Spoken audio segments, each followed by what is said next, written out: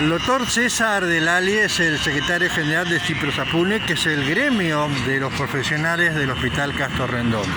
Y a partir de hoy está instalada una carpa acá en el centro de Neuquén. Todos conocemos ya el conflicto que hay en salud, pero ustedes están además reclamando otras cosas, ¿verdad? Sí, te hago una pequeña corrección, es el Sindicato de Profesionales de la Salud Pública de Neuquén. De Neuquén, Hospital perdón. Castor Rendón y todos los hospitales que están dentro del sistema público de salud.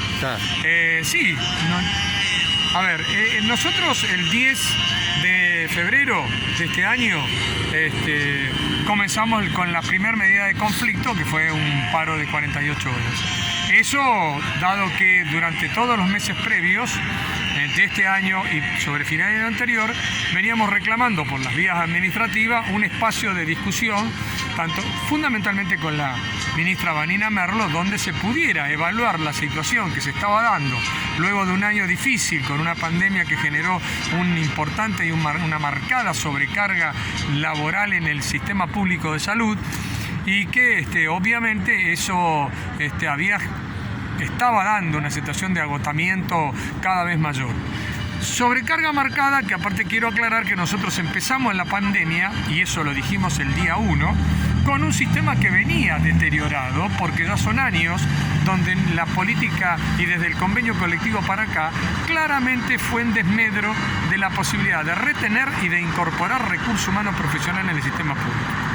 Y entonces entramos en una pandemia que siempre va a ser una situación de sobrecarga, porque es inevitable que así lo sea, pero entramos en una pandemia no en las mejores condiciones, porque esa sobrecarga natural, una cosa es que uno la enfrente con los planteles de manera adecuada en el número apropiado, y otra cosa que la enfrente con planteles disminuidos, muchos de ellos con menor número del que tenía que tener, y sobrecargados claramente de guardia al momento que iniciamos esta pandemia. Entonces, en ese contexto, obviamente, que la sobrecarga natural que iba a provocar la pandemia se multiplica, se hipertrofia mucho más y termina generando el deterioro que se produjo a lo largo de todo este año. Pero además hubo una sangría en los últimos tiempos de profesionales. Sí. Bueno, el sistema de salud de Neuquén le ha dado permanentemente al sistema privado la formación, ¿no es cierto?, y la capacitación de muchos de ustedes que se ha perdido porque se fueron a privado. Sí.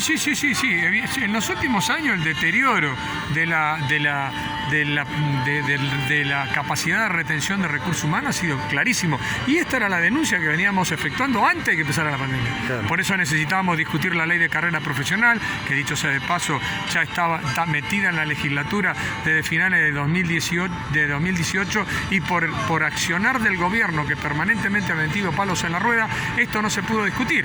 Ley de carrera profesional, que es la herramienta para poder zanjar una serie de dificultades sobre las condiciones laborales que son vitales para poder lograr retener y reincorporar recursos humanos. Claro, porque mucha gente por ahí no sabe lo que es el pedido de la ley de carrera profesional. Después del convenio colectivo de trabajo, un deterioro de algunos puntos que para nosotros son básicos, como por ejemplo la dedicación exclusiva, que es una modalidad de trabajo de profesionales que están exclusivamente en el sistema público y no en ningún otro lado, o sea, no tiene pluriempleo ni conflicto de interés, y que es la base de sostenimiento de un sistema de salud. Claro. Para que un sistema crezca y se mantenga, necesita tener fuerza en su dedicación exclusiva. Bueno, eso el convenio colectivo lo deterioró francamente, desvalorizando a la dedicación exclusiva como tal.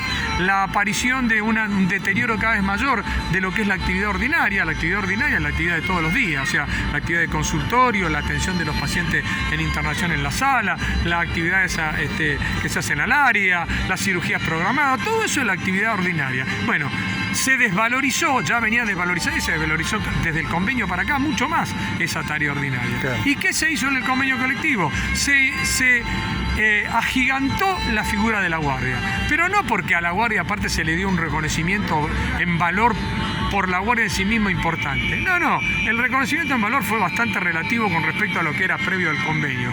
Pero ¿qué se hizo? Se le agregó adicionales que hacen que, si uno hace un número de guardia, por ejemplo, de 0 a 3, voy a poner un ejemplo, no es que esto sea así, el adicional vale 1. Pero si uno hace de 3,5 a 6,5 guardias, el adicional vale casi 3. Y si esto va de 3,5 de 6,5 para arriba, que para arriba puede ser hasta 15, el adicional vale 4,5. Claro. Entonces, ¿qué se está haciendo? Se está buscando que el recurso busque la recomposición de su salario en la guardia, que termina representando, en el mejor de los casos, el 50% y muchas veces más del 50% del salario. Ahora es muy perverso, César, mucha gente queda mal, porque la gente por ahí no sabe lo que significa una pasiva, ¿no es cierto? Y Estar ahí. una activa de 24 Y una horas activa de y una 24. pasiva de 10 o 15 días. Claro, porque Pero, esto lo deslizó, viste, el gobierno, pero tienen las guardias, sí, andás a la guardia, un montón de guardias. obviamente, y eso claramente apunta al desgaste, Claro. apunta al deterioro, apunta a la pérdida de entusiasmo. No, y apunta a aparte, y en algún momento por ahí algún error, porque vos estás cansado, no dormís. Totalmente. Y eso también favorece que muchos decidan irse, porque si yo vengo al sistema público de salud, porque considero que es un sistema de trabajo que me interesa ¿por qué? Por el trabajo en equipo, por la posibilidad de crecimiento en el desarrollo de la tarea, y de repente termino siendo guardia a lo pavote. La actividad ordinaria cada vez se hace peor, porque cuando uno hace demasiada guardia, merma la actividad ordinaria. Claro. Entonces, para eso me voy a hacer 6, 7 guardias fuera, que termino ganando lo mismo haciendo guardia y no matándome haciendo toda una tarea que no termina siendo generadora de ningún entusiasmo verdaderamente como tal. Y esto es un problema creciente. Sí, un sí. problema. Entonces, en ese contexto, nosotros, bueno, otra cosa del convenio colectivo fue que anuló por completo o no desarrolló para nada lo que es el crecimiento por capacitación. O sea, es importante que el crecimiento del profesional no sea solamente vegetativo, o sea, porque pasan 5 o 10 años, sino que haya una capacitación continua, Claro. que lo haga sentir que se desarrolla, que crece en el ejercicio de su tarea y que esto lo gratifica y se transforma en una tarea que se hace cada vez mejor, que obviamente repercute sin duda en beneficio de la gente y de la población. Más vale, y siempre el beneficio sobre todo es en los de abajo, que son los que primero pierden. Obviamente. Y esto ahora, como para finalizar, enmarcado en un conflicto que está complicado, ¿no es cierto? Obviamente, bueno, a la luz de eso, entonces el pedido nuestro, cuando empezamos con la movida, con las acciones de lucha, era eso. Se necesitaba una mesa de salud, propia de salud, con la participación de los 4 gremios que están inmersos en la salud pública. Claro. ¿Para qué? Para plantear una recomposición salarial que llevaba más de un año sin ningún tipo de recomposición, más bien con un retroceso al quitar el ajuste por IPC. Y después el segundo punto era justamente esto, el pedido de la discusión de la ley de carreras sanitarias. Claro.